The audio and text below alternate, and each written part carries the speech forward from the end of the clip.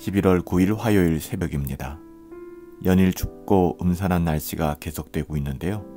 이럴 때일수록 하나님의 은혜를 기억하며 긍정적이고 감사하는 마음을 가질 수 있었으면 좋겠어요. 하나님이 우리와 함께 하시잖아요. 오늘은 로마서 묵상 191번째 시간인데요. 살아도 죽어도 주를 위하여 라는 제목을 가지고 로마서 14장 7절부터 9절까지의 말씀으로 하나님 말씀을 함께 상고하려고 합니다. 오늘 본문 말씀 먼저 보겠습니다.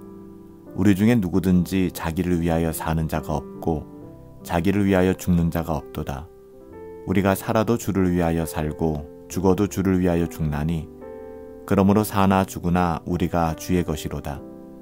이를 위하여 그리스도께서 죽으셨다가 다시 살아나셨으니 곧 죽은 자와 산 자의 주가 되려 하심이라. 아멘. 우리는 계속해서 아디오포라의 문제를 다루고 있습니다. 교회는 사람이 모인 곳이잖아요. 회심한 사람들이 모였지만 그럼에도 불구하고 교회 역시 사람들이 모인 곳입니다. 그래서 교회 안에서도 갈등이 있기 마련이죠. 초대교회였던 로마교회 마찬가지였습니다.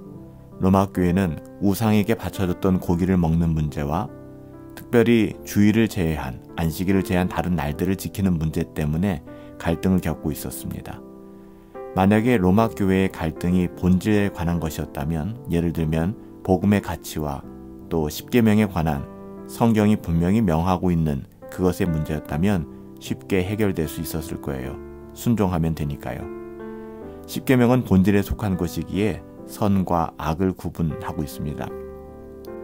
십계명과 복음의 가치에 관한 것은 어떻게 보면 본질에 속한 것이기 때문에 그 선과 악이 아주 명확하게 구분되거든요. 하지만 우상에게 바쳤던 고기를 먹는 문제와 또 어떤 날을 종교적으로 지키는 문제는 아디오포라, 그러니까 중립적인, 비본질적인 그런 문제였어요. 선과 악을 명확하게 구분하기 어려운 문제였던 것이죠. 이에 사도 바울은 다음과 같은 해결책을 제시하고 있습니다. 오늘 본문 8절 말씀이죠. 우리가 살아도 주를 위하여 죽어도 주를 위하여 죽나니. 사도 바울은 성도가 사는 목적이 하나님의 영광이다 라고 강조하고 있습니다. 하나님의 영광은 성도가 하는 모든 일의 동기여야만 합니다. 우리가 살아가는 동기는 하나님의 영광을 위한 것이어야 돼요.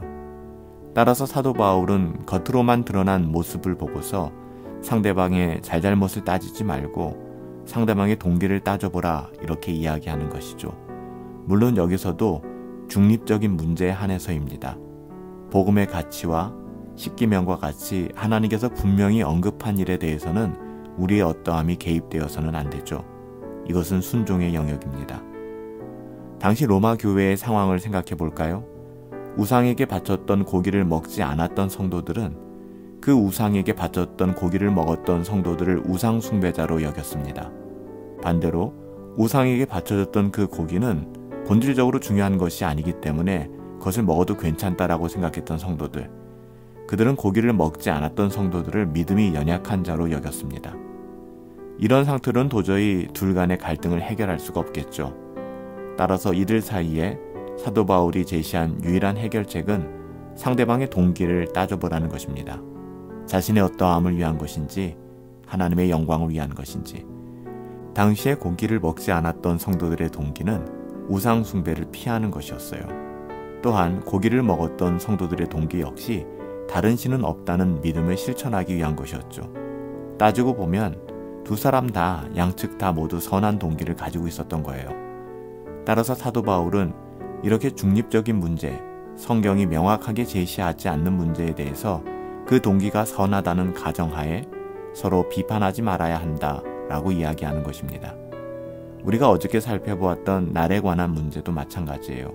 어떤 교회는 주일만 지키는 반면 어떤 교회는 수요일에도 예배를 하고 금요일에도 예배도 하고 또 여러 가지 기념일을 지키기도 합니다.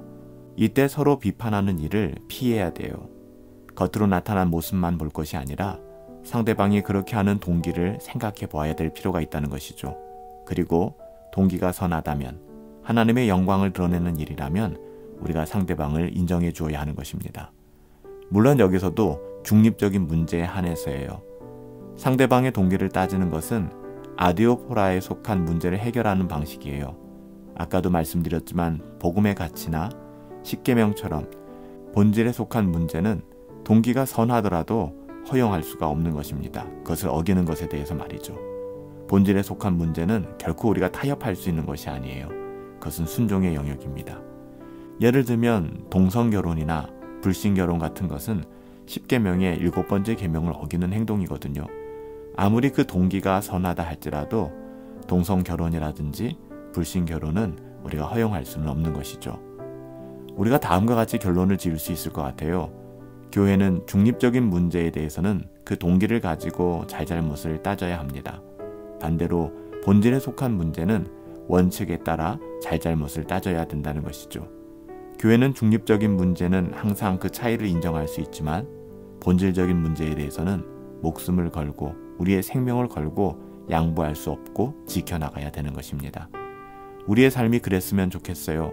살아도 주를 위하여 살고 죽어도 주를 위하여 사니 나의 살아가는 모든 삶의 방식이 하나님의 말씀에 순종하고 또한 중립적인 영역에 있어서는 하나님의 영광을 드러내며 하나님의 영광을 나타내며 살아갈 수 있는 그런 삶이 되었으면 좋겠습니다.